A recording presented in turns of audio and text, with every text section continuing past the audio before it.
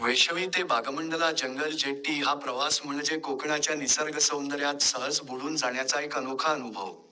सामान्यतः जंगलातून वळणावळणाच्या रस्त्याने जावे लागणारा लांबचा आणि थकवणारा प्रवास ही जेट्टी काही मिनिटात सुखद बनवते.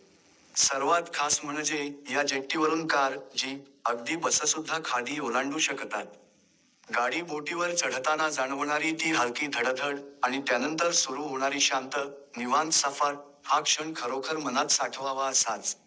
खाडीवर पसरलेले निळेशार पाणी, दोन्ही काठांवर दाट हिरवी जंगले, बोटीचा मंद ताल आणि चेहऱ्यावर येणारी समुद्री झुळूक, या सगळ्यामुळे जेट्टीचा प्रवास केवळ सोयीचा नाही, तर मनाला शांती देणारा ठरतो.